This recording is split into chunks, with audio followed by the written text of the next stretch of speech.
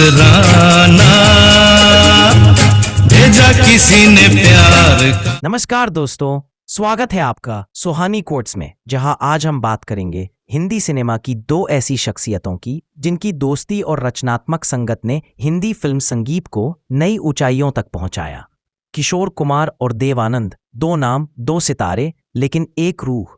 इन्हें फिल्मी दुनिया में साथ लाने वाली फिल्म थी जिद्दी 1948, और यह संगत चली पूरे 38 वर्षों तक, जब तक 1985 में फिल्म हम नौजवान रिलीज नहीं हुई। लेकिन इस लंबे सफर में एक मोड़ ऐसा भी आया जब किशोर दा ने देव आनंद के लिए गाना बंद कर दिया था। बन के चल दिए तन के वल्ला जवा। लेकिन क्यों? क्या दोनों के बीच अनबन हुई थी? क्या ईगो टकराया या फिर कोई और वजह थी? इन्हीं सब सवालों के जवाब लेकर हाजिर है हम आज के इस बेहद खास और दिलचस्प एपिसोड में। ये वो दौर था जब हिंदी सिनेमा के 3 बड़े अभिनेता अपनी आवाजें ढूंढ रहे थे। राज कपूर के लिए मुकेश, दिलीप कुमार के लिए मोहम्मद रफ़ी और देव आनंद के लिए किशोर कुमार। हाँ, किशोर दा को उस दौर में ज्यादा संगीतकार गंभीरता से नहीं लेते थे, क्योंकि वो कोई फॉर्मली ट्रेन्ड सिंगर नहीं थे। लेकिन 2 लोग ऐसे थे जिन्होंने उनके टैलेंट को पहचाना, खेमचंद प्रकाश और सचिन देव बर्मन। खेमचंद प्रकाश जी ने किशोर दा को फिल्म जिद्दी में पहला बड़ा ब्रेक दिया। मरने की दुआएं क्यों मांगो, मरने की दुआएं क्यों मांगो।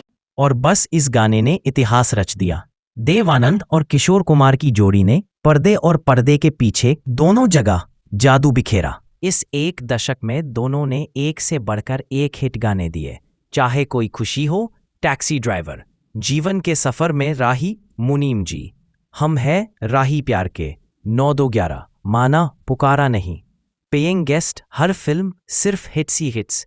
लेकिन फिर 1957 के बाद किशोर दा ने देव आनंद के लिए गाना बंद कर दिया। जीवन के सफर में राही मिलते हैं बिछड़ जा। बाजार में अफवाहें थीं, दोनों के बीच ईगो क्लैश हो गया है। देव आनंद ने किसी और सिंगर को तरजीह दी, लेकिन सच्चाई इन सब से अलग थी। किशोर दा का उस दौर में निजी जीवन कठिन दौर से गुजर रहा था। 1958 में रूमा गांगुली से उनका तलाक हुआ। वो मानसिक रूप से बेहद परेशान थे और अपनी रिकॉर्डिंग्स भी कम करने लगे थे। इन्हीं दिनों उनकी जिंदगी में आई मधुबाला जी। फिल्म चलती का नाम गाड़ी के सेट पर दोनों करीब आए और धीरे धीरे प्यार में पड़ गए। 1960 में दोनों की शादी हुई, लेकिन इसी दौरान मधुबाला गंभीर रूप से बीमार पड़ गई। इलाज के लिए दोनों को लंदन जाना पड़ा। लौटने के बाद किशोर दा दिन रात मधुबाला की सेवा में लगे रहते। साथ ही वे अपनी फिल्में नीला आसमान और सुहाना गीत भी प्रोड्यूस कर रहे थे, जिसके चलते आर्थिक और मानसिक तनाव बहुत बढ़ गया। नतीजा, किशोर दा ने गायकी से थोड़ी दूरी बना ली।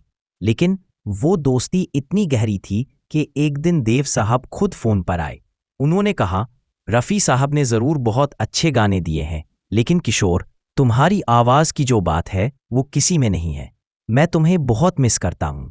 बस फिर क्या था, किशोर दा ने फौरन एसडी बर्मन साहब से मुलाकात की, उनके पैर छुए और बोले, दादा, मैं फिर से देव साहब के लिए गाने को तैयार हूं। लंबे अंतराल के बाद किशोर दा ने देव आनंद के लिए पहला गाना रिकॉर्ड किया, ख्वाब हो तुम या कोई हकीकत। ख्वाब हो तुम या कोई हकीकत, कौन हो तुम।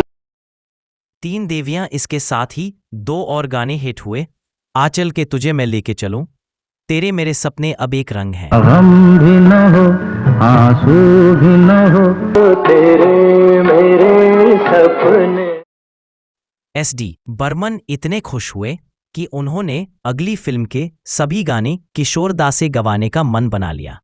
लेकिन तभी किशोर दा तीर्थ यात्रा पर चले गए। जब तक वो लौटे तब तक गाइड के ज्यादातर गाने रफ़ी साहब और मन्ना डे गा चुके थे। लेकिन एक गाना बचा था और वो गाना बन गया फिल्म का सबसे बड़ा हिट। गाता रहे मेरा दिल, तू ही मेरी। बाद किशोर दा ने कभी देव साहब के लिए गाना नहीं छोड़ा। उनका साथ चला 1985 तक, जहां उन्होंने देव आनंद की फिल्म हम नौजवान के लिए गाया। तो दोस्तों, ये थी एक ऐसी कहानी जिसमें संगीत था, प्यार था, उतार चढ़ाव थे, लेकिन एक चीज कभी नहीं टूटी, किशोर कुमार और देव आनंद की दोस्ती और विश्वास। दोनों की जोड़ी ने जो नगमे दिए वो आज भी हमारे दिलों में जिंदा है। अब आपकी बारी है, कमेंट में बताइए देव साहब के लिए गाया गया किशोर दा का आपका पसंदीदा गाना कौन सा है।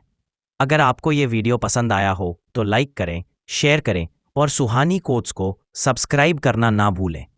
मिलते हैं अगली कहानी में एक और अद्भुत याद के साथ। धन्यवाद दोस्तों।